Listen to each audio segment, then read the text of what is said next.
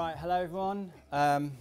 Thank you for coming to our ReLondon event today. Thank you to SUEZ, by the way, before I start, for letting us have this space. And there's quite a few SUEZ people in the audience, so don't be shy, make yourself known, and do some business if you need to. Yeah, thank you to you all for coming here. We are delighted to launch our report. We've got a very few, I promise, printed copies of this. We believe it is, I often think if you say this, it must be true. We believe it is the first, the world's first consumption-based analysis of a particular material stream within a city or region. If you're very specific as well, you can make it the world's first. So I'll take that. Could you please turn your mobile phones off, and I will check my mobile phone is off too. And we are going to have options for asking questions at a couple of points during the session today. There'll be a chance after the panel discussion and a chance after the methodology and key findings presentation. Do get your thinking hats on. Think about some interesting and exciting questions to challenge our panel and our speakers. But I first of all want to introduce a short video presentation from Liz Goodwin, OBE, Dr. Liz Goodwin, in fact, who is our ReLondon chair and is also an SDG 12.3 champion and does work for the World Resources Institute on food waste, so is an expert in her field. She couldn't be with us today, and so she's recorded a short video presentation. The statistics around food loss and waste are truly shocking. It's estimated that we lose or waste around a third of all the food that is produced. That amount of food costs the global economy $1 trillion every year. It causes 8 to 10% of global greenhouse gas emissions, wastes around a quarter of all the water used in agriculture, and is a waste of land covering an area the size of China. It also has a damaging impact on soils, biodiversity, and water quality. There's nothing good about it. And at the same time, 1 in 10 people go to bed hungry every day. How can that be? I find it really disturbing that more governments and businesses don't recognise the importance of tackling food loss and waste and the potential benefits to be gained. It's clear that the Paris Agreement targets will not be achieved if we don't tackle food loss and waste. It's also hard to see how we can get on a path to net zero without tackling food loss and waste. Very few countries even mention food loss and waste in their nationally determined contributions. And you'll see that the issue of food loss and waste hardly features on the agenda at COP26. The UNEP report last week is a stark reminder that the planned nationally determined contributions go nowhere near far enough to keep within a 1.5 degree temperature rise. With climate emergencies being declared by governments, local councils, boroughs and others, it's not surprising that people are asking what they can do to help reduce greenhouse gas emissions. Reducing food loss and waste is something that we can all do to help. Many of the things we need to do are quite simple. Many companies still don't realise that there is also a clear business case for tackling food loss and waste. It goes straight to the bottom line.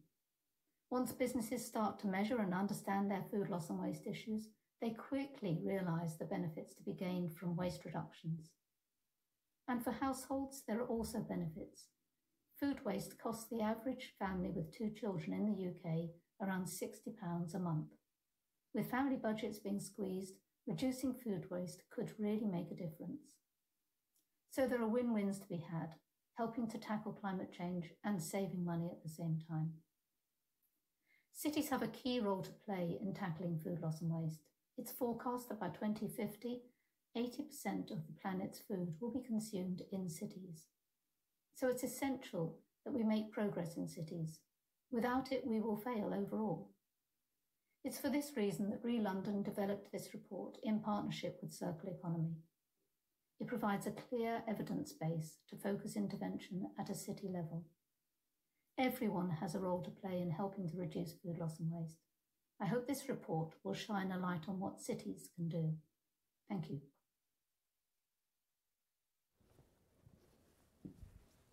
Great. I mean, there are some stark statistics there, and what I'm going to do now is, in a second, I'm going to ask Sarah from ReLondon and Max from Circular Economy, who were our partners in creating this report, to come up and present it to you in some more detail. I should say that ReLondon is a partnership, a genuine partnership between London's municipalities and the Mayor of London. It's a statutory board. Liz is the chair of our board, and Shirley Rodriguez, who will present a bit later on, is the Deputy Mayor for Environment and Energy at the Greater London Authority, is on our board too, as well as some serious and big hitters in we think in the world of London governance. And so this is a topic that we take very seriously, and which we think has an incredible role to play in terms of tackling the climate emergency. And it's for that reason that we've done this report, to highlight the emissions associated with food that do not occur necessarily within the city. So, and I think that's one of the key insights into what we're about to see next. So I would like to invite onto the stage Max from Circular Economy and Sarah, who works for us at ReLondon. Thank you.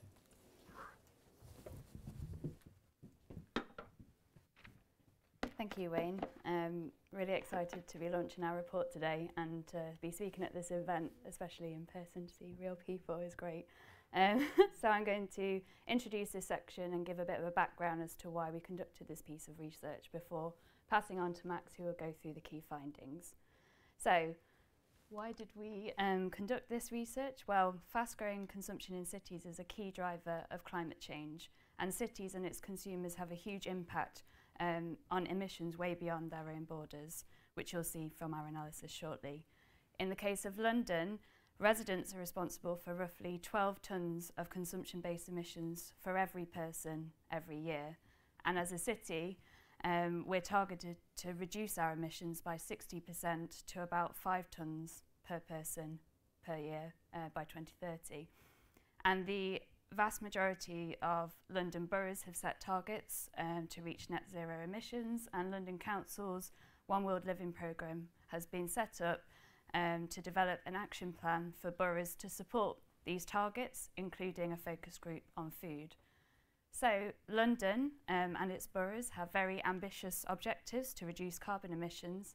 However, the evidence base, the tools and methodologies currently don't exist to support this transition, or indeed to sort of identify where we should focus our efforts as a city. And our role at ReLondon is to help accelerate London towards the vision of becoming a low-carbon circular economy by creating that evidence base to support activities which will help us achieve this reduction. And that's why we're working with Circular Economy to develop an analytical framework to link the flow of materials within London to their greenhouse gas emissions throughout their life cycle, which we've tested with a wide variety of stakeholders in this pilot project for food. And after the success of this analysis, we will then replicate this methodology to our other priority sectors, which include plastics, built environment, electricals, and textiles. So what do we mean by consumption-based emissions? So this analysis very much focuses on consumption-based emissions rather than territorial emissions.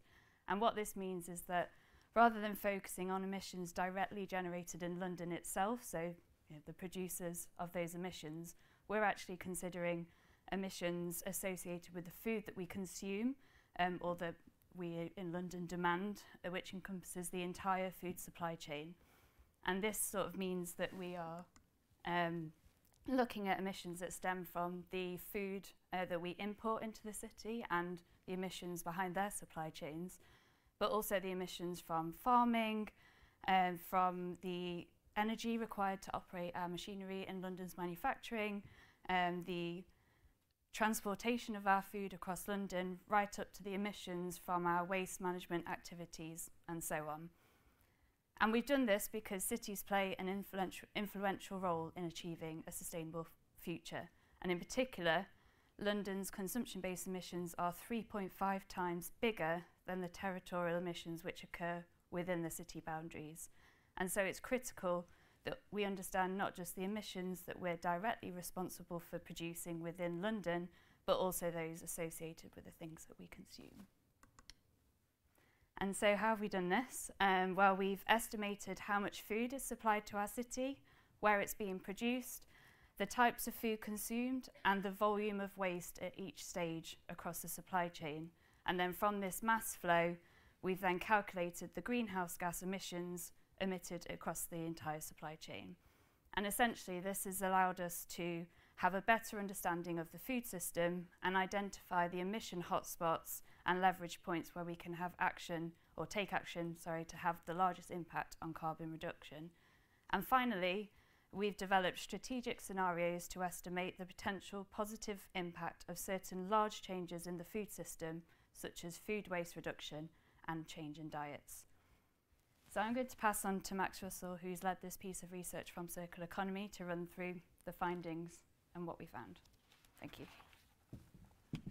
Great, thank you, Sarah. And I'm very grateful to be able to present on behalf of the team that's been working on this project over the past few months. And we're really excited to show some of the key insights of the report. So to start with, I'll give a bit of a high-level overview of some of the key findings before diving in a little bit more detail at some specifics as well. So as Sarah mentioned before, this project really looked at the consumption-based emissions of the food that's consumed in London. And by taking this approach, what we found is that 15.5 million tonnes of greenhouse gas emissions are emitted throughout that value chain.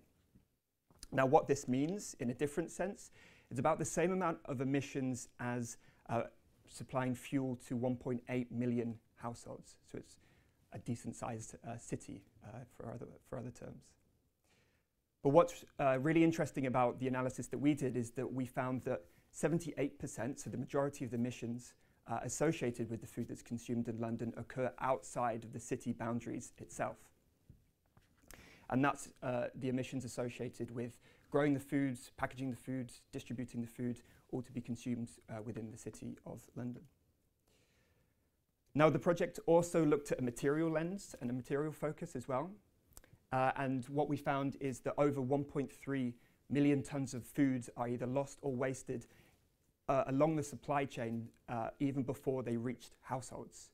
So in other words, that's every Londoner having a footprint or a loss or waste footprint of 150 kilograms of food each year before it reaches households.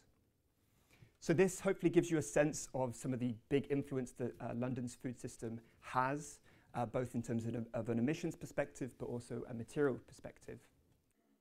But what we did in this project is we dove a little bit deeper into the system to try and really highlight some of the intervention points and hotspots within London. So on this slide shows London's food system viewed through the lens of material flows and carbon emissions, where the green lines represent the material flows and the red lines on the diagram represent the associated emissions. Now, don't worry about fully digesting this visual on this slide. It's very complex, but if it does intrigue you, I really recommend to either pick up a copy of the report or download it online, which is launched today, to really dive into some of the nuance and some of the detail here. But perhaps one of the key things that I would love for you to take away today here is that it's complex. London's food system is complex. And so what we show here is the food that's supplied into London, either through imports or the food that's produced in the city. And we trace how food flows through the city in foods industry and manufacturing, through retail, up to the point where it's consumed, mainly in households. And then we also, towards the right-hand side of the diagram, highlight where food is lost and how that food is managed within London as well. So by mapping out London's food system in this way, we can start to untangle some of the complexity behind the system and really identify some hotspots and leverage points to pursue more circular solutions to improve the sustainability of the system. So, for example, the vast majority of the food that's consumed in London, 99%, comes from what is imported into the city. And that's represented by the large green lines that are flowing on the left-hand side of the diagram. And this food comes from the rest of the UK, other parts of the EU, as well as the rest of the world. Now, what's really interesting is that linked to this, 78% of the emissions associated with the food that's consumed in London occur outside of the city itself. And that's represented by the thick red line at the top of the diagram there. So what this serves to highlight is really the influence that London's food system has and the consumption of food within London has globally, not just within the city, but its impacts globally. Within the report, we also dove in a little bit more detail as to the types of food that are consumed within or by Londoners within London households. So this is just a short version of the full list of products. But what we can see is that different products or different food groups have different carbon intensities. So for example, meat it makes up about 5% of the food that's consumed by mass by London households, but it's responsible for almost 27% of the associated consumption-based emissions. On the other hand, on the other side, you have a category like fruit and vegetables, which makes up over 20% of the food that's consumed by households by mass, but is only responsible for about 5% or less than 4% rather of the associated consumption-based emissions. So this really serves to highlight the influence of diets and demand on the overall carbon impact of the system. Yes, so as I mentioned, we also took a material perspective through the project, and we mapped where food losses and waste occur throughout the system. And as I mentioned before, about 1.3 million tons of food is either lost or wasted throughout the supply chain, even before it reaches households. But then also households are key hotspots of food loss and waste in themselves. So about 40% of that food loss and waste is actually occurring at the point of households as well. Now, linking the two sides together, when this food is lost or wasted, in essence, so too are all of the emissions that were produced up to that point to generate that food as well. We also explored how the food, when it is wasted, how it's managed by London. And what's quite striking, at least to me, quite striking to see is that still 65% or about 65% of food loss and waste is still managed by either incineration or landfill. Now, from a circular economy perspective, that's not the most desirable option that we can have. It represents a significant loss of value, both in terms of material value, but also economic value as well, potentially. So this, or maybe an additional point as well, is that the waste management is also a particular source of greenhouse gas emissions as well. So landfilling of food waste can be a potent source of greenhouse gases as well. So this really serves to underscore the importance of trying to reduce the amount of food and loss that occurs throughout the supply chain, but also improve the means by which it's managed as well. But we didn't just stop at mapping out the current state of the system. What we also asked ourselves is, okay, what if London acted upon some of these hotspots and pursued a more circular economy into the future? And what could some of the impacts be? So this is definitely the most encouraging slide today. What we did from those leverage points, as I said, we developed a few circular scenarios that explored the potential impacts from a carbon emissions perspective if some of those key parameters of the system were to change. So we explored scenarios in terms of what if we shift the demand from Londoners, what if we reduced some of the loss in waste occurring within the system, and what if we made better use of waste through different waste management practices. So the percentage at the bottom of this slide represents the potential food-related consumption-based emissions of pursuing that particular scenario.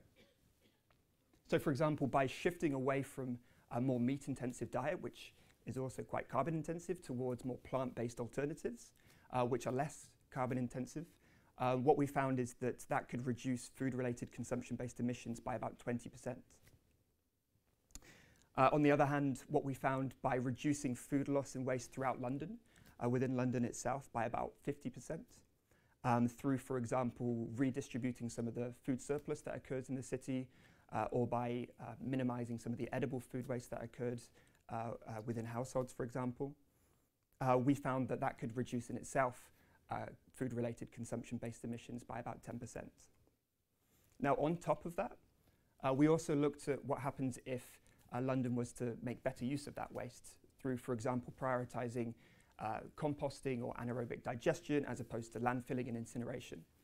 And what that found was that that could yield about a 0.4% reduction in emissions. Now, that may seem low in comparison to the other two scenarios as well, and it's somewhat offset by the lower quantities of waste making their way to the waste management activities in itself, but it's an additional 0.4% in total.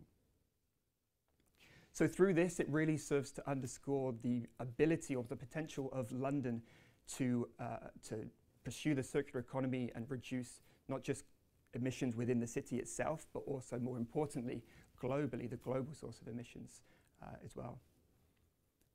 As Sarah mentioned at the top as well, what we aim and our ambition is to replicate this approach not just for food, but to other priority sectors of London, for example, the built environment, electronics, textiles as well, to really uncover some more intervention points for the circular economy and their potential greenhouse gas emission mitigation potential. So yes, by all means, more than happy to open the floor for a few Q&As. As I said before, we're really happy to launch the report today, so by all means, explore the report in more detail and download it. Thanks.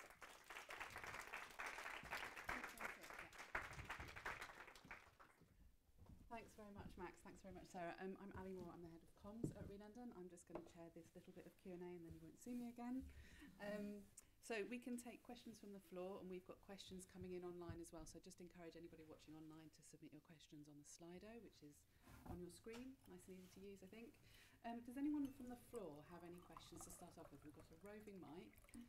Adam. Thanks, Ali.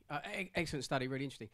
The 0.4%, if you don't get the other leverage points to work, what is the scale of the 0.4 in terms of composting and AD for comparative purposes? Yeah, that's a really good point. I don't have the numbers off the top of my head. It will be larger. I'm not sure it's orders of magnitude larger in itself. And I think that's underscored by the fact that the majority of the emissions occur outside of London in itself. So you're only dealing with, I believe that the waste management system is about 5% of the total 100%. So you're dealing with about that order of magnitude. Richard? John? Richard has a... I've got a loud voice anyway, but even so. Excellent, really excellent stuff. I mean, a sort of couple of thoughts. One is an observation is that the areas that you sort of highlighted for action, you know, changing diets and also food waste, are areas where there's been some real progress already in London and around the world. So it does suggest we really can make a difference to the food footprint, I would say easily, but with real effort. So that's the positive I take out of it. I'm just thinking in terms of when you've actually sort of shown that 0.4% for the recycling. I'm just wondering what was really surprised you about this analysis, and what was your big take home from what you heard, what you saw, what you did in the report? Sorry. Yeah, indeed, and I believe again that 0.4% off the face of it was honestly expecting a little bit larger, but then that's only from a carbon perspective. And I've seen some really interesting things flying around over this week of not getting carbon tunnel vision, let's say. So from a materials perspective and other, you know, if you compost, you can use those materials to within the local system and have these more localized food systems as well. So although it's surprising from a carbon perspective, it's quite modest, let's say. I don't feel like it should be completely disregarded just because it doesn't make a carbon impact. I think it's equally important to support if you cycle that compost into local urban gardens, for example, to boost biodiversity. That's another benefit as well. So I think it's important not to just get that tunnel vision, let's say. So that was one of the, particularly surprising points in itself, as well as the 78% of just the huge magnitude of those emissions that occur outside of the system, and really trying to think, okay, how can London, what responsibilities do they have, how can they act on this, and how can they monitor and measure it to track their progress? It's really difficult when you start expanding it along that side. But I'm not sure if Sarah has any. From your perspective, what was the most surprising thing? Well, yeah, I was about to say that. It's definitely, I think the proportion of waste at the household wasn't surprising, but it was the amount of waste and the amount that we import into the city as a whole, I think, is something that we've maybe not talked about as much in the sense of emissions and waste as well. So I'd definitely say that was the key take home from this piece of research. We've got a slightly unfair question from Okay. online. How do we persuade people to reduce consumption of meat by 70%, which is obviously a major ask. I don't think it's fair asking researchers and data analysts that question. I wonder if I'm that's sure we'll come on to that later when we on appropriate for the next session. Hopefully some people will have some ideas. Any other questions from the floor? Yes, please. So could I ask a quick question? I think it raises interesting questions about the role of procurement and knowing where your food is sourced and how it's dealt with in the supply chain.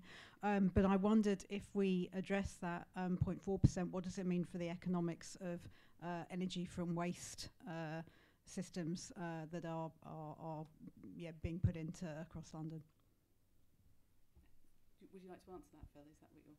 No, you're just going to... I thought not. I thought not. Does either of you feel able to answer that one? That's quite a technical question. I can. I mean, so that it wasn't in the scope of the study to really dive into the economics of that perspective. But again, it's being aware of the lock-in, that if you pursue kind of more waste to energy systems, that implies a certain time horizon to kind of lock with that. So hopefully this helps to showcase some of the possibilities, but again, it's out of the scope of this particular study. But I feel like there's a big movement that's trying to re-divert some of this funding away from kind of waste to energy systems. Yeah, lots of complex things to work through after this report itself. Yes, so we have a question here, and then if we move on to Phil. Yeah, thank you so much. Thank you so much for the presentation. Just got kind of a quick clarifying question about like the food waste, like 0.4% reduction. Like, is the assumption here that like are we like assuming home compost, or are we assuming like kind of like a more like large scale industrial compost? And I'm also just wondering that if we're assuming like home compost, since like most people, like not large proportion of people living in London, they're like living in an apartment with no like local garden or something like that. Like, how are they gonna achieve that if there's like no local green space for them to compost their stuff? Thank you. Thanks. Do you want to pass it straight? Yeah, good question. Yeah, it's a good question. I think it assumed not home composting, but there's a really good observation as well in terms of that 0.4 figure. Maybe it implies certain things if you dive into different means of achieving that composting. It's more large scale in virtue composting systems.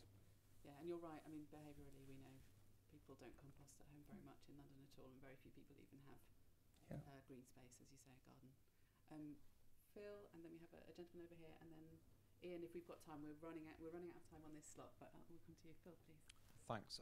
So my question was, are there any comparators to other sort of cities or either in the UK or abroad? I presume, given the international supply chain, that end of this is pretty similar. But then so what can we do, I guess, as London would be my point of getting into that sort of upstream detail. And I suppose, and I know you're the analyst, and we're having a political debate afterwards, the Environment Bill seems to focus almost entirely on expanding the availability of food recycling and the kind of waste end of this, which you've very clearly showed will have an impact, but it's a bit like my colleague in my road, like, what at that end, well, we could spend a huge amount of money and effort expanding those networks when we should have been doing something around consumption, which I guess is the point of the day. But just any thoughts on that? Yeah. Do you guys have any thoughts? Wayne, did you want to jump in? Yeah. John, can we just have the mic for Wayne to respond on that one? I mean, you're right in the sense that you know, the government do focus on end of pipe. It's a really important part, you know, as a kind of baseline service to be able to, for residents to be able to not put their food waste in landfill and incineration. So that's kind of, I think, we probably all agree.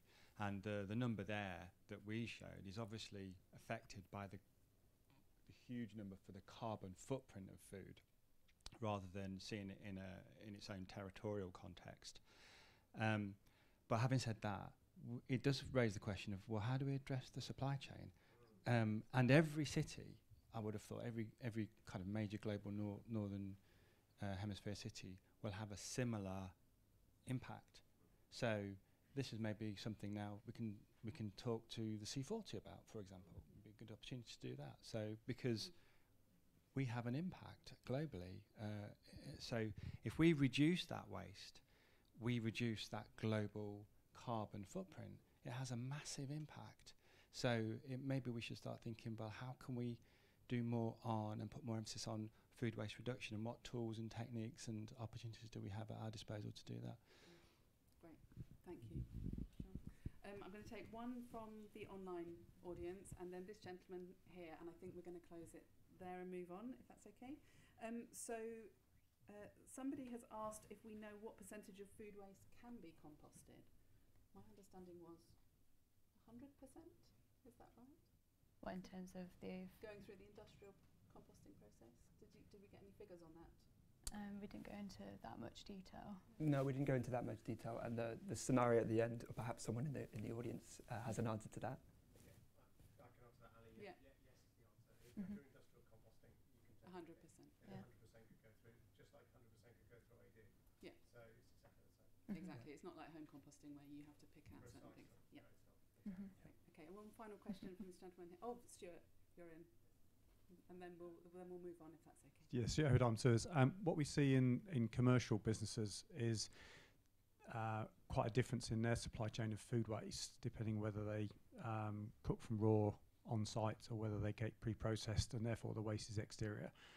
I wondered whether, if you looked in London, if London went more meat-free and more raw and cooked at home, actually whether you generated more food waste per se, because you're cooking more from raw, more banana skins, more that sort of process, and whether that had been any of your considerations in terms of actually that mass flow of change of behaviour.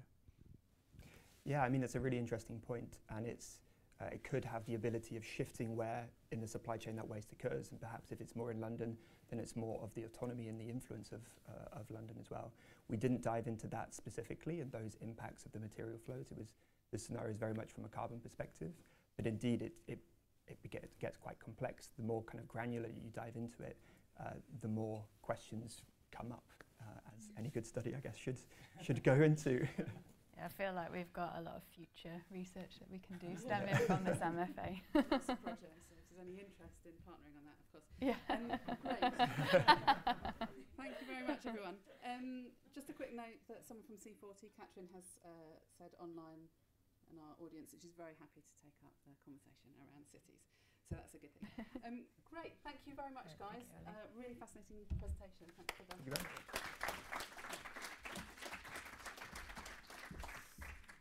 So as Wayne mentioned, we at ReLondon are a partnership of the Mayor of London and London's boroughs, and we're delighted that Shirley Rodriguez, Deputy Mayor for Environment and Energy, has provided us with a video, which I'm going to pass on to now, and I'm afraid she sends her regrets that she can't be here today, but we've got the video for her. Thank you. Hello, and thank you for giving me the opportunity to speak to you all today. I'm sorry not to be with you in person, but I'm delighted to be part of this important event, launching the ReLondon report on the material flow analysis of food in London, especially at one of the most important summits for climate in recent history. You've just heard about the fantastic work that has gone into this report and the groundbreaking insights it's provided into London's food system. The Mayor of London, Sadiq Khan, is absolutely committed to reducing carbon emissions, and food is a key part of this. He has set a target to make London net zero by 2030, and his London Environment Strategy has the target to reduce food waste in London by 20% per head by 2025, 50% per head by 2030, and to send no biodegradable waste to landfill by 2026. We're working on a number of fronts to achieve these goals, including with ReLondon. During the lockdowns of the past 2 years, we supported the opening of more than 50 food distribution hubs covering all of London's boroughs that aim to get food that would have been wasted to those who needed it most, so that nobody was left behind during the pandemic. And along with ReLondon, we're running a household food waste reduction pilot scheme that will use apps to measure the impact of prevention and reduction of household food waste. And following the successful awareness-raising campaign Trifocal, which helped Londoners in 6 boroughs reduce the amount of edible food thrown away by around 10%, ReLondon is now implementing an awareness campaign called Food Wave. This aims to promote climate-friendly food consumption, targeting young Londoners on low incomes. And I'm really proud to say that we're one of 3 flagship cities selected under the Ellen MacArthur Foundation Food Flagship Initiative, which is creating a consortium of businesses to develop and deliver circular economy-based solutions to lowering emissions. Through the Mayor's Green New Deal Fund, with ReLondon and the Food Flagship Initiative, we are providing grant funding and business advice to numerous innovative food waste prevention and redistribution businesses, names such as Winnow, Olio and Too Good To Go. And collectively, these businesses have already reduced food waste by 30,000 tonnes and helped avoid 150,000 tonnes of CO2e emissions. The Mayor has signed the C40 Good Food Cities Declaration and also the Glasgow Food and Climate Declaration on behalf of London.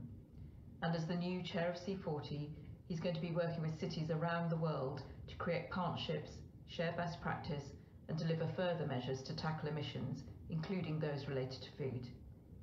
And of course, we're following in the footsteps of Milan, who won recently the Earthshot Prize, so congratulations, Milan.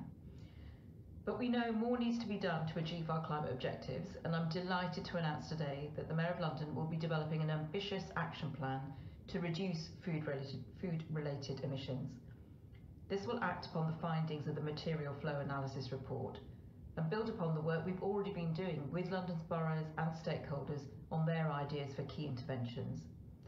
The Mayor will also be convening a round table with representatives of the food sector that the Material Flow Analysis has identified as being key to tackling food waste. And these are food sector representatives from the supply chain. And the analysis published today has obviously identified these as having the biggest impact on consumption-based emissions. So we'll be exploring how these emissions can be best reduced and how to tackle the huge amount of food that is lost or wasted even before it reaches London. And as he's done on other sustainability issues, the Mayor will also lead by example. For example, we'll be using the purchasing power of the GLA and the wider GLA group, Transport for London, the Met Police and the Fire Brigade, some £10 billion, to measure and reduce the consumption-based emissions of our supply chains, including catering contractors, to help achieve this. So thank you once again for the opportunity to tell you a little bit about what we're doing in London. And just to conclude, report after report shows we're at a tipping point, and we must take action now if we're to limit global warming to 1.5 degrees C. Food is a key area that's often overlooked as too difficult. Today's report really identifies where we need to target, so I look forward to working with you to take action as a matter of urgency. Thank you, and I hope you enjoy the rest of the session and of course COP.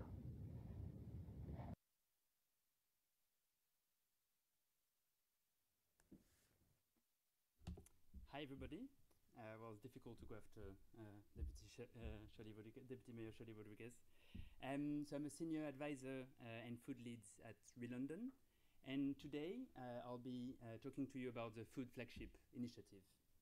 So the Food Flagship Initiative is a partnership between the Mayor of London, ReLondon, and the Ellen MacArthur Foundation to accelerate the transition to a low-carbon circular economy. Imagine London in 2030.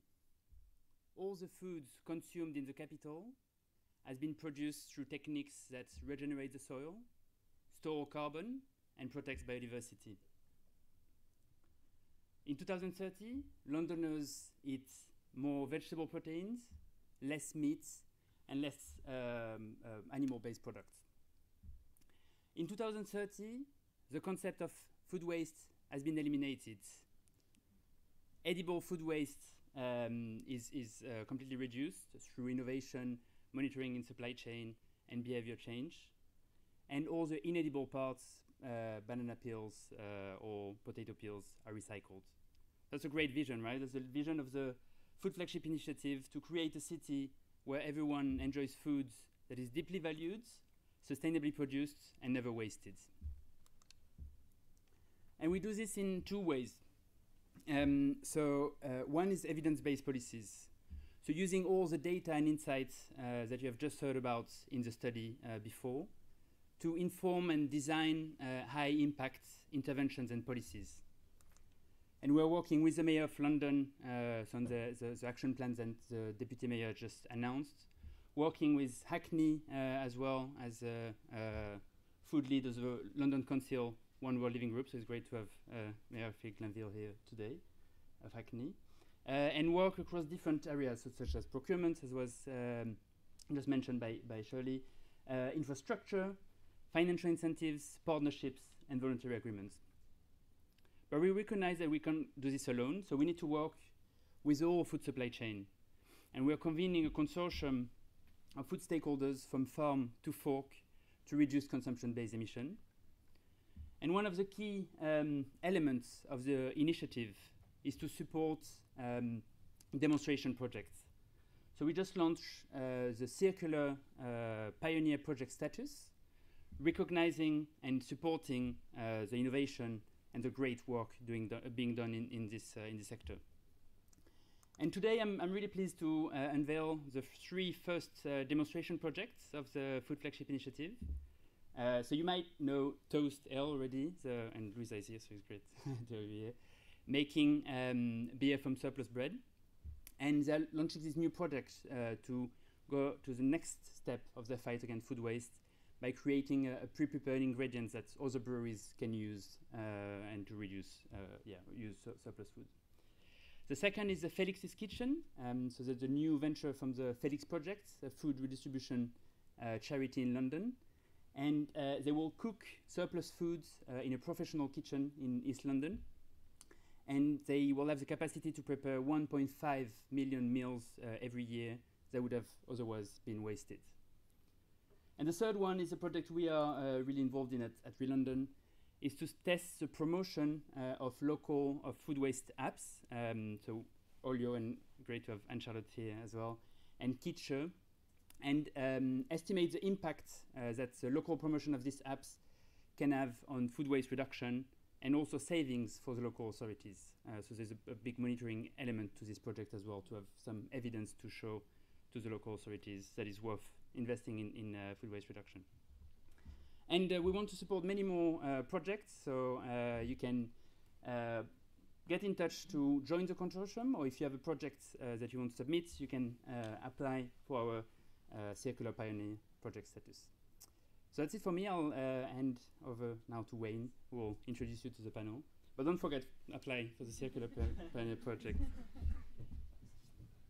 Great, thank you. And I mean, I know this stuff because I'm the CEO, but it's great to see it presented like this. It really brings it to life. So thanks, Sean. Very impressive project. We're strategic partners of the Ellen MacArthur Foundation, with Sao Paulo and New York, London are. So we work closely with Ellen MacArthur Foundation. So it's great to have a project like this happening in London. And what's the process for applying for it? So there's on our website you can find it, and I think we can give it to all the participants after. Okay, so check out the ReLondon website if you're interested in wanting to become a demonstrator project. So we're going to have a panel discussion now. So could I ask all of the panelists, please, to come and sit on the stage?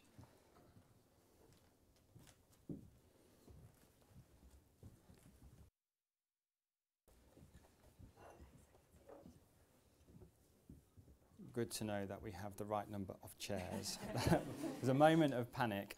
I'm obviously meant to stand at this point. So if I could start with Georgia, if I could ask all of the panellists just to take 2 minutes to introduce yourself. I would say why you're here, but what your food story is, and then we'll ask some questions and have a discussion. So Georgia. I'm Georgia Gould. I am leader of Camden Council and chair of London Councils, and really excited to be here with both of those hats on. I think we've heard a little bit about the work going on in London Councils, the One World Living that Phil and Hackney are leading on, and I think this report is going to help us look at the interventions that boroughs can make and the leadership we can show in London. But with my Camden hat on, this is a real priority for us, and we've during the pandemic seen the huge impact of food poverty, and one of our missions for recovery is that by 2030 every Camden resident will have access to free, healthy, sustainable meals per day. Now, healthy, affordable and sustainable, and that requires actually huge transformation, as we've heard today. Both, some of it we can deal with locally, but I think we need new partners to meet that scale of ambition and transformation. So excited to meet so many like-minded people and look at solutions. Thank you. Amazing. Yeah, I'm Jamie Crummy, one of the co-founders of Too Good To Go. We are a social impact company that fights food waste, hence sort of why we're here. Our platform is really about creating a marketplace for individuals and businesses to reduce food waste. We launched the app just over 6 years ago now. We're in 17 markets globally, work with just about 120,000 different food businesses and have rescued 97 meals from going to waste. So really what we're trying to do is, it's about, as I say, empowering individuals and businesses to ensure that perfectly good food doesn't go to waste, while inspiring people to think differently about food waste itself and drive that behavioural change as well. Good morning, everyone. I'm Sarah Ottaway. I am SUEZ's Sustainability and Social Value Lead, and SUEZ is one of the reasons you're all sitting here today in this room, because we, like so many in the sector, are frustrated by the lack of waste and resources being part of the carbon agenda, as obviously Liz put it so well in her video to start with. We're also a key intervention point, obviously across the value chain. Once items, food becomes waste and is no longer being used, but also we are a collaborator. We work across value chains to understand how we can reduce food waste in the first place, and also make sure it's put to good use at various points in that process. And what we also see is that once we know that people are recycling it, we are capturing it, we're removing it from being disposed of, is you also get that prevention happening at the same time, because people see, whether it's a business who are recycling food waste for the first time, or a householder that has that caddy in their kitchen they then put out on the curbside for us to collect, is they then realise, they see it visually in front of them, and it helps to stimulate a conversation, open the door when it comes to prevention. And that's a super important part of the whole resources agenda as well. Yeah. Okay, so I'm Ian Golland. I'm Chief Exec at Zero Waste Scotland. We are Scotland's circular economy and resource efficiency experts. So our obviously relationship with food is obviously how do we reduce it? How do we cut out the carbon impact of our food waste right through the supply chain? So obviously we work directly with a number of partners involved in the supply chain. We work with individual businesses looking at their own operations.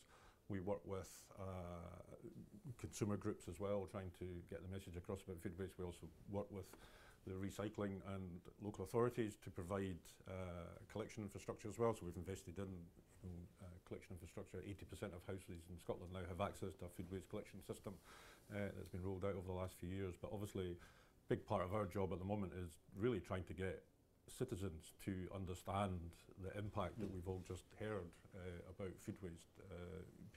People might have seen, we've just launched a campaign last week with photographer Rankin to really raise the knowledge and awareness of the impact of food waste. So like wasting 1 kilogram of food is equivalent of wasting 25,000 plastic bottles, and our evidence would suggest that 86% of Scotland thinks that plastic has a bigger impact on climate than food waste. 86%. So the knowledge, whilst we all have to tackle plastic and plastic throwaway culture of plastic bottles, etc., single use. We have to do that, absolutely, but we need to get the awareness levels out about food waste and the absolute impact of that in an individual level and also through the supply chain. David from Winnow. I head up marketing and public affairs at Winnow. So at Winnow we develop artificial intelligence tools to help chefs in big kitchens like staff restaurants, universities, hotels, cruise ships, casinos and retailers to run more profitable and sustainable kitchens by cutting food waste in half. Our technology works in a similar kind of way that a driverless car works. So we're teaching a machine to be able to recognize the food that's being thrown away. And we find when we're able to do that and then give teams analytics to understand where they're wasting food and why, that they're typically able to cut food waste in half within about 6 to 12 months. We were launched in 2013 in London. Fast forward to today, we're in 45 countries. Our app has been translated into 25 languages, and we're working with some of the biggest names in food like IKEA, ISS, Compass Group, Hilton, a number of other businesses. Like Too Good To Go, we're a registered B Corporation, impact-led. Cities have played a huge part in our journey, so really happy to be part of the conversation today. Hi everyone, I'm Christina Cannon. I'm a councillor in Glasgow City Council and I'm also chair of the General Purposes City Policy Committee, which looks at food in the city as well. So obviously food is really important to the city and the City Council, particularly due to our socio-economic challenges that we have in the city. So 1 in 3 children in the city live in poverty, and that's about 38,000 children, and about 11% of Glaswegians could name an event that indicated a food insecurity. So we need to look at how we can partner social justice with climate justice, and the best way to do that is obviously at events like this, speaking to partners from other local authorities, speaking to partners in other business sectors as well. So I'm really looking forward to doing that this morning, and just also a massive welcome to Glasgow. Great, and thanks for short notice being on the panel. It's fantastic that you're here.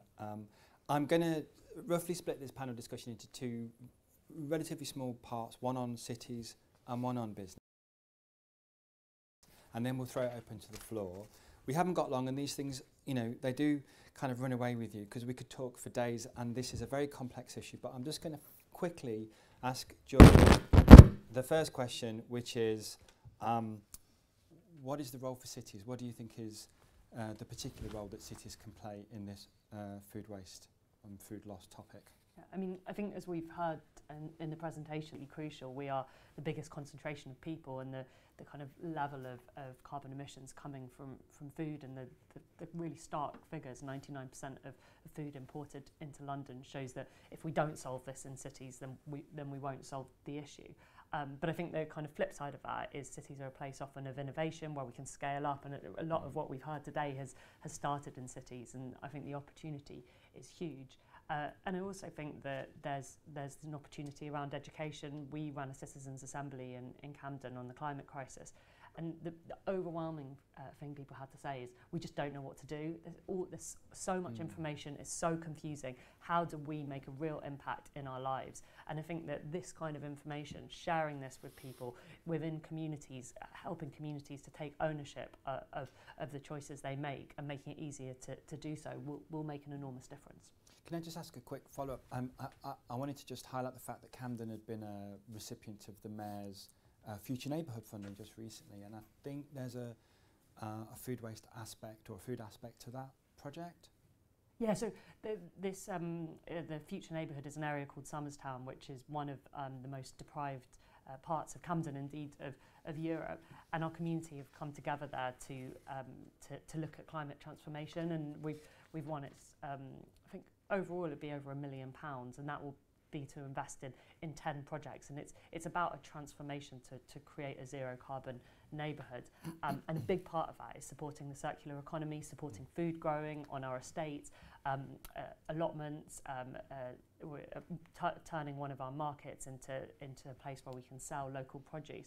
And I was in Somerstown recently, and they were doing an event with children, and they had these 2 apples, the beautiful shiny apple and this kind of quite gnarly looking one that had been grown locally. And it was telling the children where that shiny apple had gone in order to get there, and the kind of change in their mindset. They were making apple juice, and the community's understanding was really extraordinary. So I'm really excited about the work, the community leadership that will be shown there, and hopefully we can show what's possible. Fantastic. I think I'm just going to segue nicely into a question to Ian around what do you think cities and regions can do, and maybe even in your context, countries can do to reduce food waste. We've heard an interesting project about local growing. And I mean, I throw it open to you. I guess your focus is quite rightly on households. So what can we do directly to reduce waste at that level? Yeah, it's a good question. And I think our role, obviously, as a national agency, I think to some extent we're limited in some respect to the impact that we can have. I think, certainly the work that we've done on the wider circular economy, I think we've had the biggest impact, or the biggest penetration on that, working with the cities and the regions around Scotland, where, particularly Glasgow, where you've got both leadership within the council and municipality. You've got people at the Chambers of Commerce who provide an interface with businesses, but you've got access to citizens at a much more direct level. So for us, it's about how do we facilitate that? How do we provide them with the support, and obviously, and some of the access to the analysis, the numbers. I mean, I think even putting these reports together like you've just done for London, how can we illustrate that at that level so they can act upon it, develop their own strategies, but also bespoke strategies, particular to the circumstances, as we just heard about all the cities are unique, and that's one of the things that we've really understood with delivering the circular economy with cities and regions. Rather than being prescriptive at the centre, what we think is the right thing to do, how can we shape that at a much more local level with the challenges and opportunities that are there, but also trying to provide facilitating the partnerships with some of the bigger companies and the technology suppliers. So how can we provide that almost interface, rather than, with every respect, companies having to go around all 32 local authorities trying to gain access. How could we maybe, simplify that access for technology providers, for even waste management companies, or for new approaches to this in a way that it can be readily scaled up or taken over. Rather than all 32 local authorities in Scotland trying to have to work out what to do, we can hopefully simplify that. I suspect that for you and for us at ReLondon, some of the challenges are quite similar in where you've got a big city, that interface. It's really interesting. I know we've talked a lot about how we can work together, but what is the opportunity for kind of global action on this?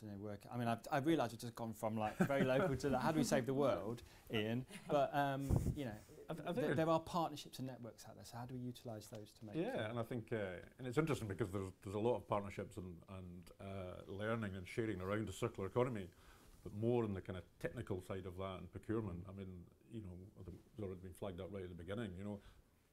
With every respect, food waste, addressing the food waste challenge just isn't high enough up the agenda. I'm sorry to say, COP26 is not on the agenda. I've not, in all of the discussion, I've been in and out of the blue zone last couple of days. This is just not getting talked about. That great statistic that food waste was a country the third biggest emitter of carbon.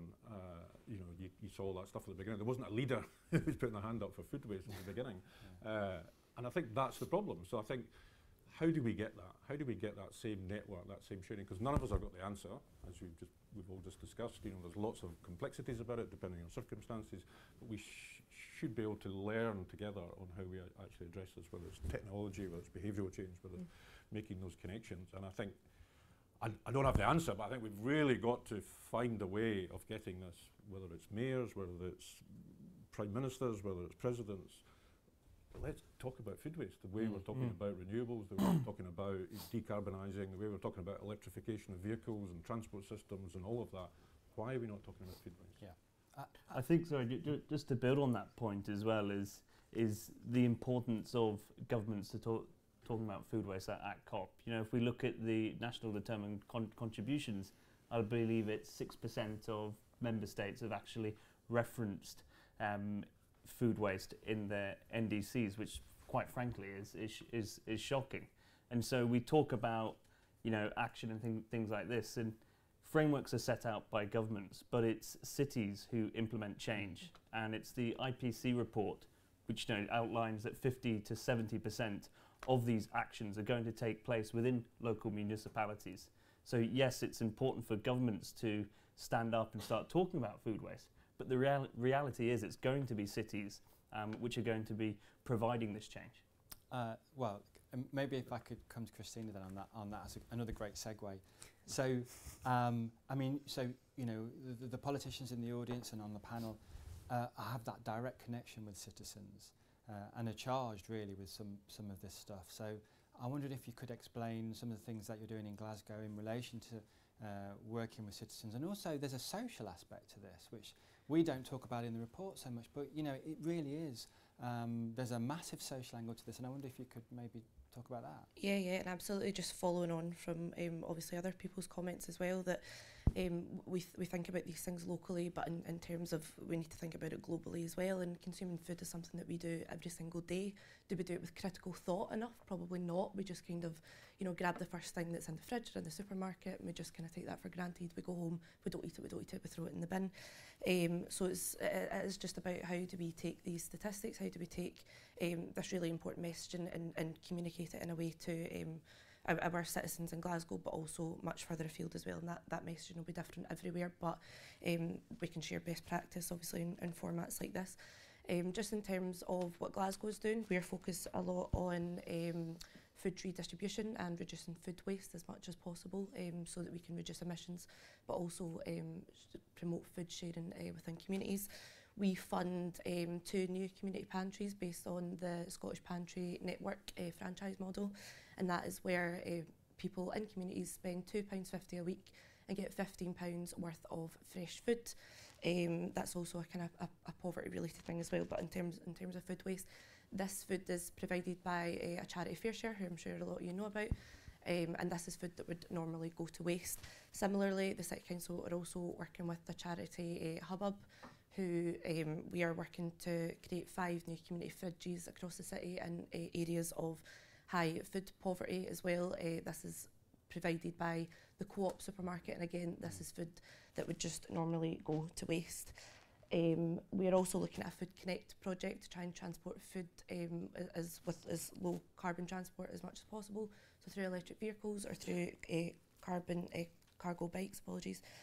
And there is also the possibility around digitisation of the food sector as well, about how we use data to really lower the impact that this sector is having on the environment as well.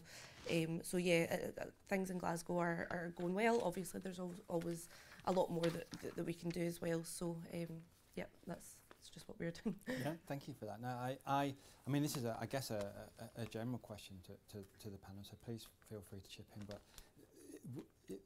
we touched upon the sustainable healthy diets aspect of this debate, and I just wondered if anyone's got any thoughts on that. It doesn't feel to me like we're kind of being the vegan police here, but it does feel to me that, you know, somewhere along this debate there is a discussion that we have to have about a sustainable and healthy diet, and I wonder who's best placed to have that discussion. It seems to me maybe that the citizens are a little bit ahead of us on that, but open to the panel really if anybody's got any thoughts on that.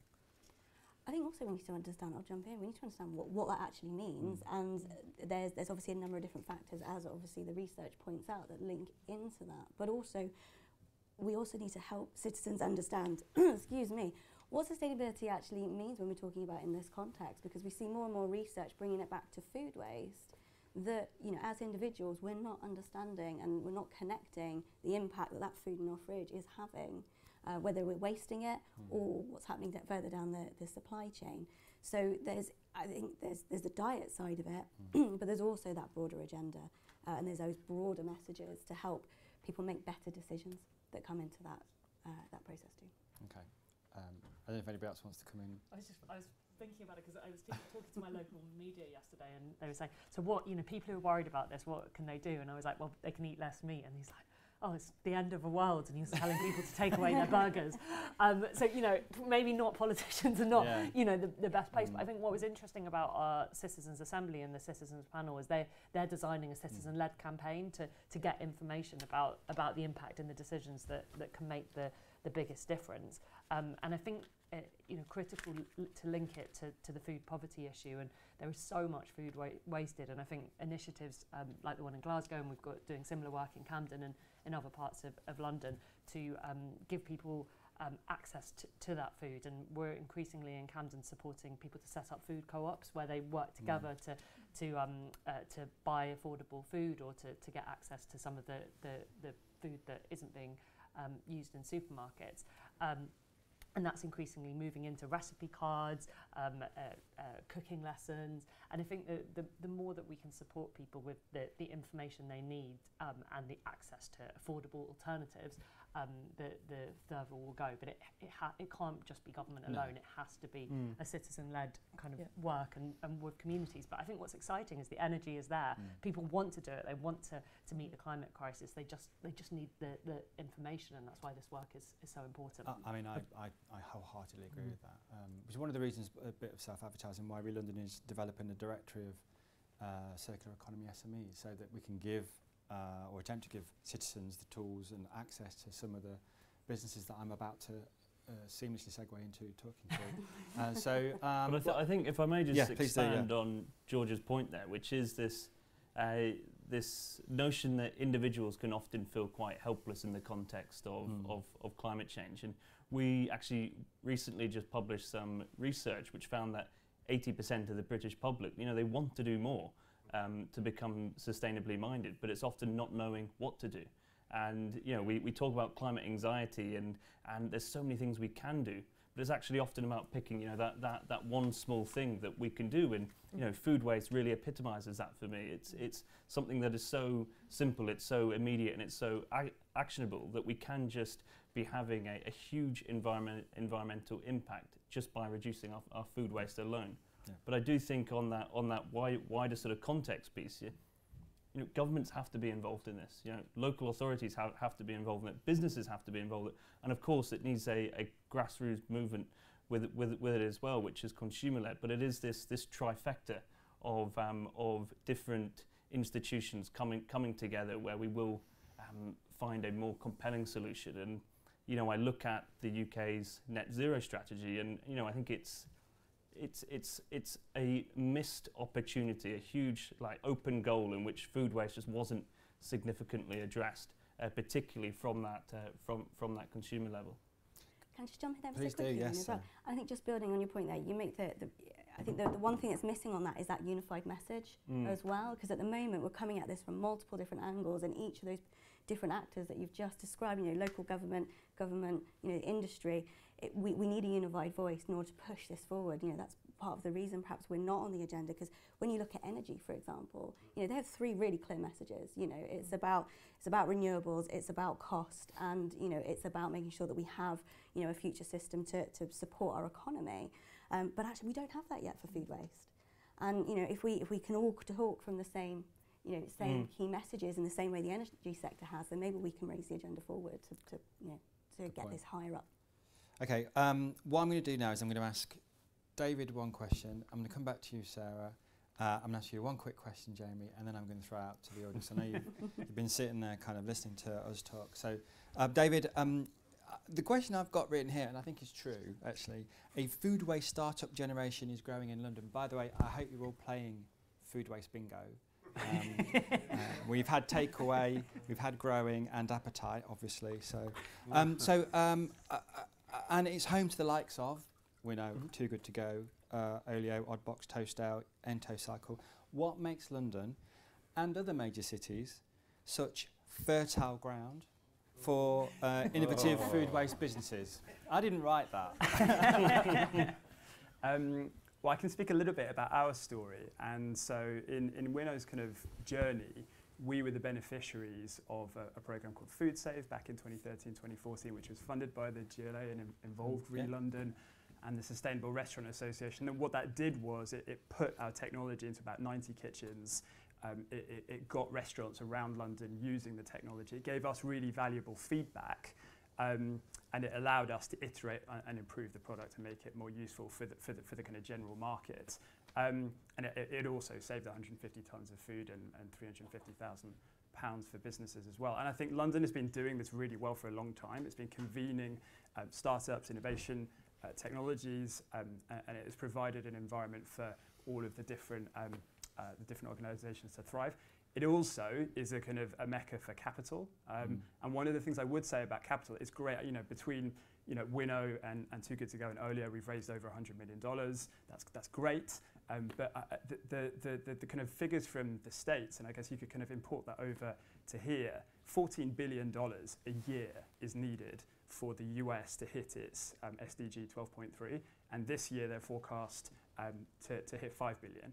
So whatever that number is for the UK, and I'm not sure if that number exists, we really need to accelerate this in terms of providing capital to de-risk solutions and scale quickly. And what that will ultimately do is help get to the SDG quicker. We're pleased that some of our clients who've benefited from that early pilot program, like IKEA, have set a really ambitious goal for their Inca group to halve food waste by 2022. And it looks really likely that they'll be able to do that. ISS Guggenheimer in the US has set a target to halve food waste by 2024. And so what this does is it gives us the ability to be able to go and really run fast, but we need that capital at the beginning to be able to really kind of run faster, de-risk innovations and have a real impact. Yeah, great point. Jamie, I mean, you could answer that question as well if you like, but I just wondered as well if you could just say what impact you think you're having in London and elsewhere with your your solution. Over to you, Jamie. So I guess the nature of our model is connecting consumers with businesses who have surplus food for sale. And we talk about the importance of cities. I mean, cities, what they represent 2% of the Earth's surface, yet consume 80% of the world's resources. And as a result, you could imagine the amount of food businesses that thrive in these cities to feed these populations. So certainly from our perspective, we want to be a solution which is readily available in every town and city globally. But we do thrive in cities alone, and we can see the impact that we've had in cities like London, in Paris, where in London we've rescued over 2.5 million meals from going to waste in the past 5-6 years. In Paris, it's almost 4 million. So we can really see this tangible impact in terms of the amount of tons of food which are being redistributed, but also the amount of tons of CO2e as well, which have been prevented. So for us, we can measure it in terms of this KPI of meals saved, but we can also look at the amount of individuals and businesses which we've inspired to actually think about food waste differently.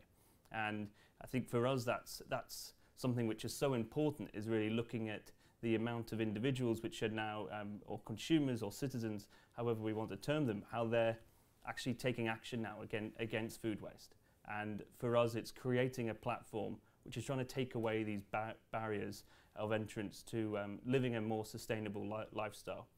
Whether again that the same perspective can be taken for businesses as well. But yeah, as I say, it's really about looking at the amount of food that we've redistributed, but also the amount of businesses and people that we've been able to inspire to take action on food waste as well. Thanks.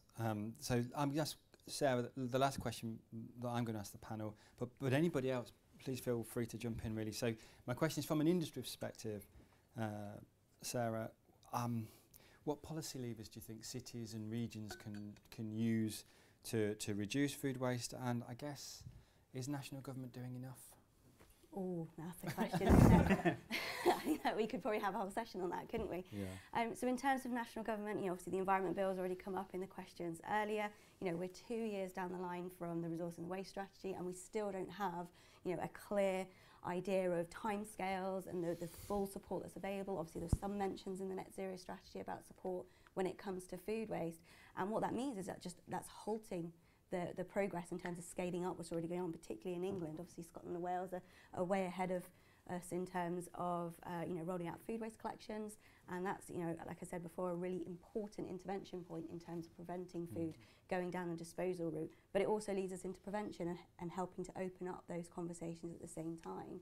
But the other part to that is around making it too easy. At the moment, it's far too easy to throw food away than it is to recycle it, and we need to flip that on its head, and that's where cities and local governments have a really important role to play. And probably the biggest lever they have, as much as it probably makes a lot of them very nervous, is around the residual waste collections. You know, at the moment, you know, you have residents, and there's an interesting conversation for us afterwards, isn't there? You know, at the moment, an average family does not need a 240 litre bin for the waste that they collect if they are recycling everything that's available to them, especially once we bring consistent collections in. When you look at the data that's out there, they'll need about a third of that for the things that are not on the list from what DEFRA are proposing to bring in. So that's a huge shift away from making that really easy decision of going, actually, I'll just throw it away. Food waste is a bit yucky, it gets a bit gross, you know, my bin's a bit, you know, it's not particularly nice or pleasant, or the flies have got in, and we need to turn that on its head, and that is the biggest lever they have at their disposal. We are working with, I think it's Eco-Surety, Lambeth Council and Peabody to do food waste collections on some flatted properties in Lambeth, so that we'll see how that goes, because that would be quite an interesting game changer. I mean, we could talk about this for a week, I think. We could have a weekly conference on the issue of collection methodologies and residual waste. Can I do the other yes, thing? I mean, Ian, please come in. I think I mean, whether it's councils, municipalities or the industry as well, I still think it comes back to, obviously, reports that have been out recently. We still need to tell the public what happens to that stuff that's taken away. I still think there's you know, we tell people, oh, it produces energy, you know, or it goes to compost or something like that. But I think people are looking, where does that go? Where does it go? And we can use that to tell that whole story. You know, I still think that's a good point. It's not just food waste, it's all about recyclables in general. I just think there's something, is a communication channel that we could really exploit much better. Hopefully as well, the discussions yesterday at COP around methane and the packs which are happened off the back of that will hopefully throw food and food waste much more into the centre of these conversations. Absolutely. That's what I'm trying to say. People, I mean, we've all said that, you know, the general public want to be doing something for climate change. You know, they feel disempowered, they want to be doing something. Tackling food waste at home is one of the things they can do, but also if they are using a kitchen caddy and that, tell them what the impact of that is having. I'm just going to come to Georgia and then I'm going to throw it out to the floor. Yeah, I mean, I absolutely agree with the emphasis on food waste collection. I think 24 boroughs now do food waste collection, and we need to increase that. But and we talked a lot about what individuals can do, but I still think that there's a kind of a lot of the emissions in that report. 78% was before it even got to London, and it feels there needs to be a policy intervention that focus on that supply chain. I think in the report there was the idea of mandatory reporting, but I'm really, you know, I don't think we've got a clear ask yet, but I'm really interested in what is the ask of government that looks at a regulation around that supply chain. I think that's the piece of work that we could usefully do next. Okay, over to you, please. I'm sure you've got some interesting and challenging questions for our panel. Hi, I've got a question for Jamie. You said you're seeing about double the impact in Paris compared to London, and I was just curious to know why you might think that is. Yeah, good question. No, I think the main reality is it's just often looking at sort of the maturity of how we are in different markets. France is the biggest market which we operate in, followed by the UK. So it's quite natural for things to be like that. But yeah, I wouldn't put it to any cultural nuances and things like that, but more just about the stage of the journey we are as an organisation. It'd be great if you could say who you are, by the way, and who you represent, so that we can attribute you. Thank you. Hi, I'm Jo Hand. I set up Geeky, and we work with organisations to help individuals understand and cut their carbon footprint. And the food industry hasn't come up so much in the conversation so far, but they play a major role in driving our consumption habits and encouraging us to buy a lot of stuff that maybe we don't need. Do you think that collectively the industry and you guys representing your different organisations could bring greater pressure to bear on the food industry to sell what's needed rather than what drives profit?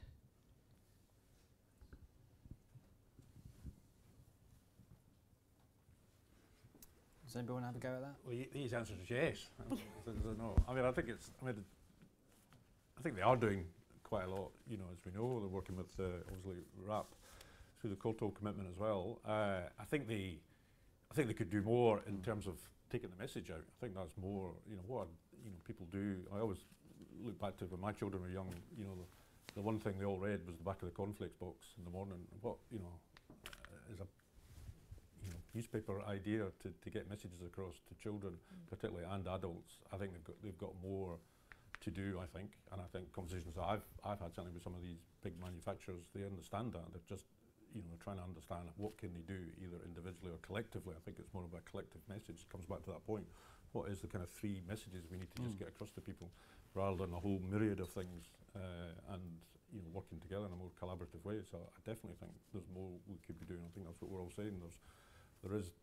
People are focused on this to some extent, but I always think it's a bit more in a silo. Individual companies, individual sectors doing something. We need a much more joined up conversation about this, because this is a massive challenge. And it's not just a challenge for Glasgow or London, it's a challenge, as we've just said, all around the world. No one's cracked it, and it's to some extent, if you get a little bit more information from people like Liz Goodwin, it's getting worse, as the other countries develop at pace. The food waste system is increasingly getting worse in terms of climate emissions. Sarah, you wanted to? Yeah, and I think a part of the work that's already been done has been based around a lot of voluntary agreements. We've got Courtauld, we've got Food Waste Reduction Roadmap, the RAF have been leading on. They're doing some really great things, but they're only with a small section of the industry, the ones that are trying to do something about it. That's not bringing in those that are not playing that game at all. And actually what we need is more stronger policy intervention to really start pushing things in the right direction. Obviously Georgia just mentioned about mandatory food waste reporting, that's coming down the line. But actually they can report as much as they want. We need some more levers to actually push for change in the right direction as well. Yeah, I mean, it does feel like groups of cities getting together in the absence of any other action is a useful and significant thing that can be done.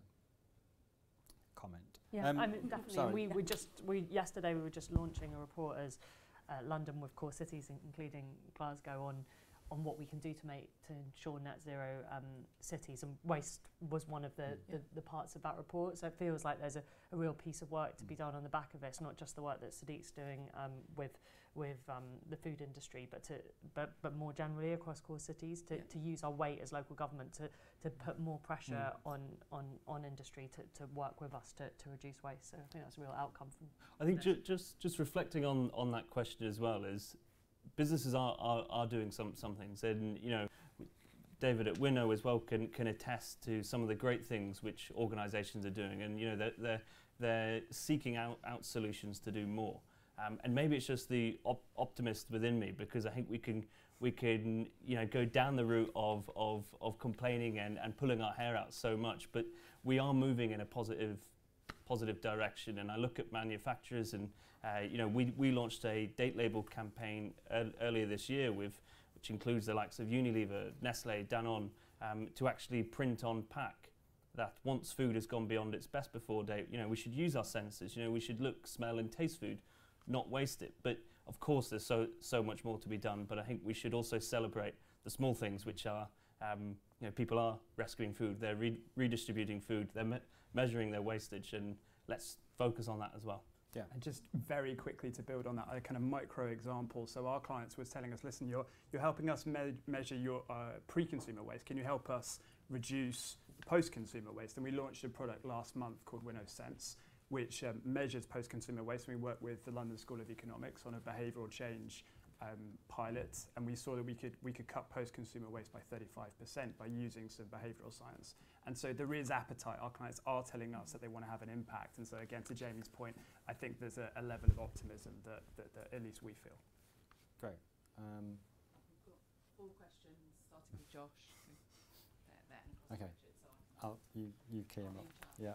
Hi all. I'm going to be a bit of a nightmare, and I've got a couple of comments and a question as well, if that's all right. But I'm Josh. I'm from the Ellen MacArthur Foundation. It's fantastic working with London as a strategic partner. We look to you guys, and this report is an example of how you were a pioneer around the world, alongside Milan and Sao Paulo. I guess my reflection is we talked a lot about the waste and the need for food waste, but if we zoom out a little, food waste is a big emitter, but the food system as a whole is an even bigger emitter.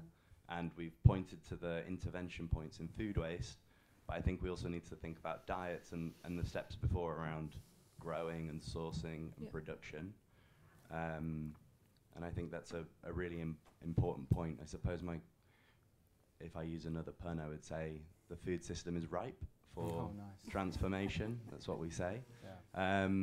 So I guess I'm drawing on the question around what you want from businesses. What do cities and what do you as citizens see as the opportunities for cities maybe doing more of the production and sourcing? And I guess the mayor made the point about procurement. Is that a big opportunity for cities? Yeah. Does anyone... I mean, that's a great question. So opportunities for local food growing. Yeah, sorry, because I'm going to follow on that, because that was my question I was trying to ask earlier. I just wonder, in the report, you know, was there any thought to that? What are the strategies potentially, not getting away from the consumption angle, but, you know, in terms of, yes, because there's a sense that there's little you can do because it's all outside of the city, but could you actually start to substitute some of that outside production by doing, you know, obviously, you know, allotments, people growing at home, vertical farming, you know, farming on roofs, all of that. I don't know whether that's... Sarah's got a whole list of research topics now. Yeah. But this is a really interesting... It just fascinates me, like, I mean, whether that's 1% or 2%, and it's, but, you know, for a city, because there's other benefits to that, you know, there might not be directly, you know, impacting on that carbon, but there's all the things you talked about, you know, engaging with citizens at a more local level. You know, the big thing in Scotland we talk about is the 20-minute neighbourhood, you know, and all of that is just lends itself to just looking at that in a different way, rather than saying we need to go outside of the city and work with people. Actually, what could we do here? And that's a key part of our strategy in Camden for exactly that reason, and the, you know, focused on our estates and where there is, you know, shared communal space. It's a way that, you know, it's amazing for mental health and community and, you know, people growing food. It changes their view of you know, what's possible and their relationship with food. So I think it's a key part of the work that we need to do together. And I know in Glasgow you're doing a lot. Yeah, and just following on from that as well, I think that what we were talking about earlier about educating people around food and kind of taking pride in what you eat, I suppose, and where that goes afterwards and where it's came from. I think knowing where it's came from and actually your community or yourself growing it has a huge impact on what you will then do with that, and the pride and the kind of thought that you're putting into food as well. So no, definitely I think that there is still a lot of work to be done in kind of shortening the food chain, I suppose. I think it also comes back to the point about that we were talking before about in terms of what a sustainable, healthy diet looks like as well, because that all links together. You've got greater seasonality, you know, but also that link with a healthy diet. You know, we obviously things like fruit and veg, you know, strawberries flown in the middle of December, huge carbon footprint, even bigger so when they get wasted. And actually, when you link it more into that local supply chain side, you can still produce healthy food that doesn't have the carbon footprint, but balance the two together. There's So if I could just plug IGS vertical farming, just down the road, they've built one for COP26, just on the way to the exhibition centre on the right as you go under the Kingston Bridge. Absolutely a view of what the future might look like, particularly for cities. Big issue, and not just in Glasgow and Scotland, around derelict land. What do we do with that? That's a massive opportunity. Modular system, use of renewables, but absolutely bringing, you know, reducing food miles as well considerably. Well, interesting. Absolutely. We'd be very happy to partner with anybody who wants to do some research on that, because it sounds like a very useful topic for us to get some information on. Seriously. Question here, please. Thank you very much. Amazing conversation. I'm Carlotta from SUEZ Infrastructure, looking at valuing and investing in urban forests and urban forest gardens. And I'm just very intrigued. I think the conversation was super fascinating, but also somehow quite focused on quantity and how do we kind of really looking at amounts and numbers, you know, using metrics like numbers of meals and so on and so forth. And I think you mentioned now the kind of co-benefits that kind of local production can bring. And I'm really intrigued by how do we start bringing in other points of valuing different kind of food systems. When we start to look at nutrients decline, it's not enough to just say, let's just all eat vegetables, because actually we all know that I think there was like things like 70% of our nutrients are declining in also vegetable and fruits, or things like topsoil destruction. And I just wonder, you know, how you think we can start bringing in multiple values they're not just, again, quantity because of carbon emissions. I wonder if it's worth just taking the last two questions, Ali, and then we'll just deal with them all as a package and then wrap up. So that was a question on there are other benefits. It says that Josh has covered his question already. And if I may, Richard Swan from RAP, let's finish up as well on the key messages to take away. And I was really struck by the fact that we've got these two areas. We've got healthy sustainable eating, healthy diets, and we've got food waste. And actually the UK is a bit of an exemplar in this. London is, the UK is, because we've already reduced our meat footprint by by 15%, our meat consumption by 15%. And we've actually reduced our food waste by 27% across the whole of the supply chain. And in the home, 31%. So I'm just wondering, as we're thinking about how do we take those messages to the world as well, not just this is a real problem, but yes, actually there's stuff that we're doing. London Trifocal also showed a reduction in meat consumption as part of that project. How can we take those messages to an international audience? Okay, so there was a message on there's more to this than just that 0.4%.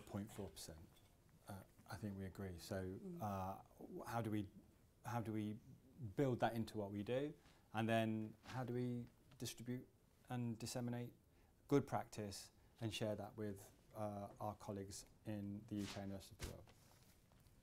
Anybody want to have a stab at any of those two questions?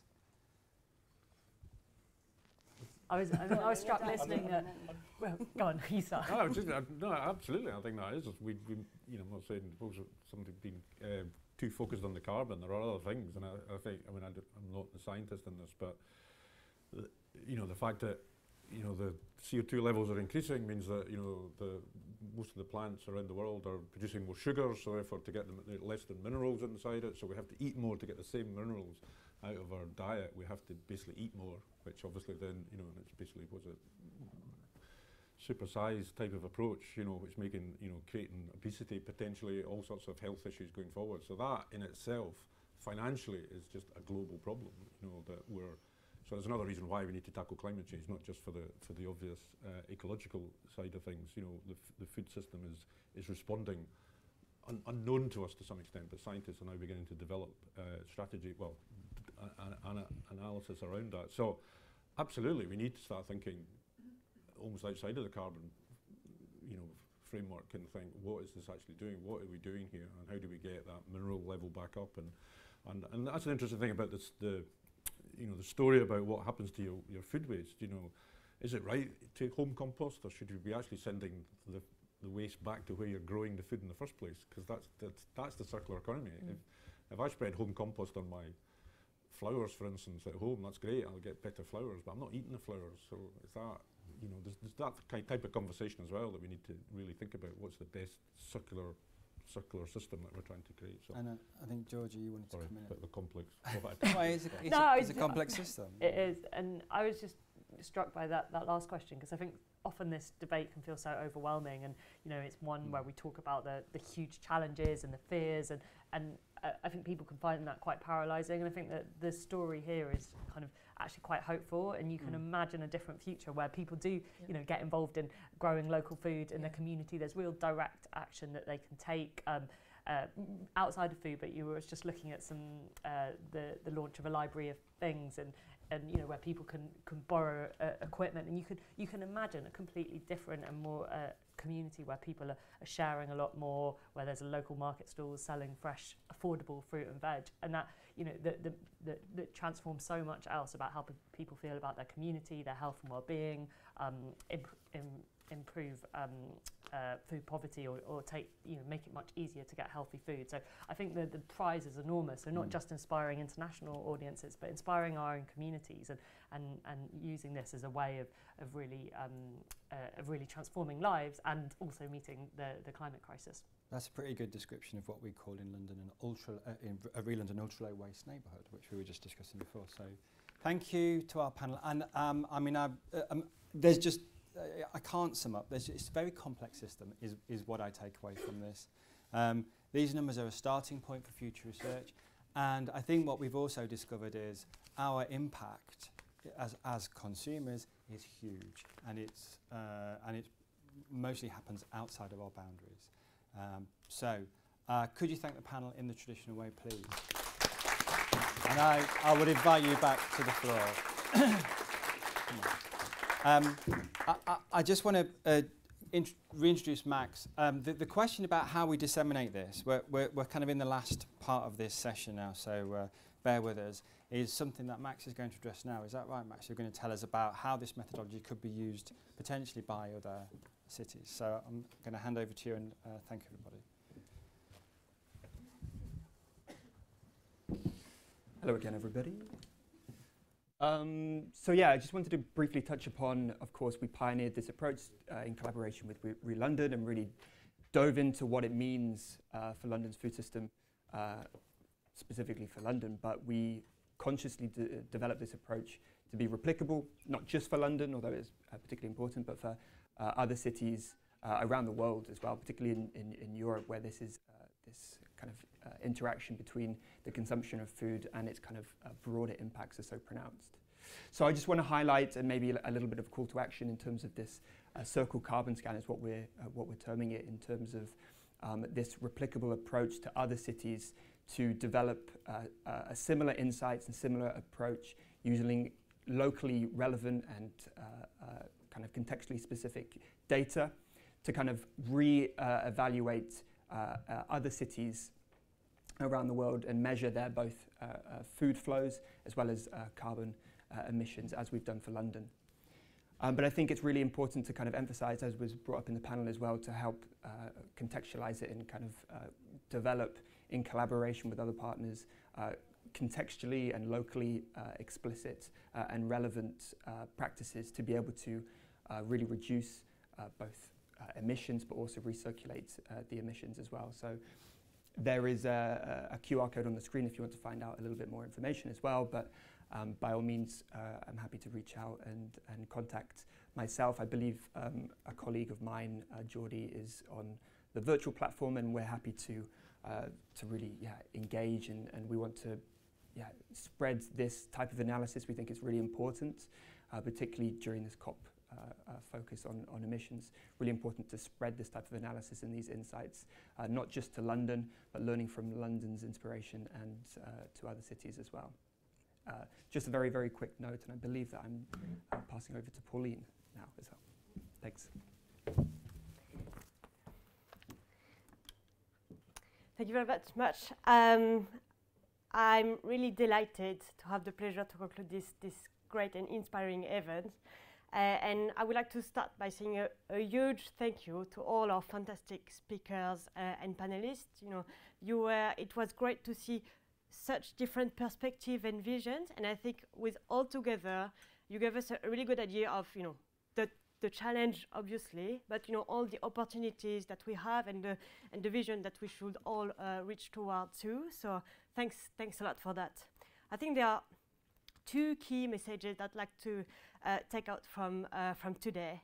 The first one is actually quite a message of optimism, is that solutions are there and people are already taking action. It was great to see David and Jamie, like two very practical examples of stuff that businesses and cities can really and citizens can implement to practically change things on the ground.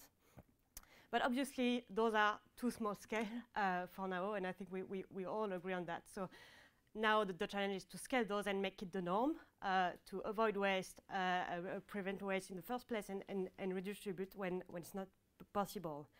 And for that, this is the second message, is that we all have a role to play, and I think the research really shows that, is that obviously there is a massive role for citizens. 40% of the waste arises there, and so we should keep pushing our awareness campaign. And in ReLondon, we have the Food Wave campaign in London targeting young people on tackling food waste. But I think and probably the biggest surprise of the report is actually the massive impact across the supply chain, and the need for us to now talk to businesses across the supply chain about them solving that food waste issue. And this is why we are really delighted with the announcement of the Deputy Mayor today about taking further commitment, so doing even more and taking out the main outcome of that study to really focus our effort, and in particular working with the supply chain and taking the lead on procurement. And it was great also to see the actions taken from the London councils and have the perspective from Georgia Gould as well. And obviously we have all those players taking action, but you can all do it as well, you in the room, physical or virtual. We are very happy to support you in that journey. So if you are a food player and want to take action in London, please join us, contact us, and you can apply to become a Circular Food Pioneer project, and we would love to work with you on it. If you are a London Borough or even another local authority, municipal or regional one, we have just launched our Circular Economy Training Academy, whose purpose is really to take out some of all the learnings we have learned about in London, promoting circular economy, cutting food waste, but also in all across sectors, to really provide you with the tools to tackle consumption-based emission in your local area. So if you're interested, please go on our website, reach out. If you're physically here, happy to take forward the discussion after that event. So that's it for today. Thanks a lot for attending. Thanks again to our speakers, and for those in the room, come and chat to us, and I will be happy to continue the discussion with you. Thanks a lot.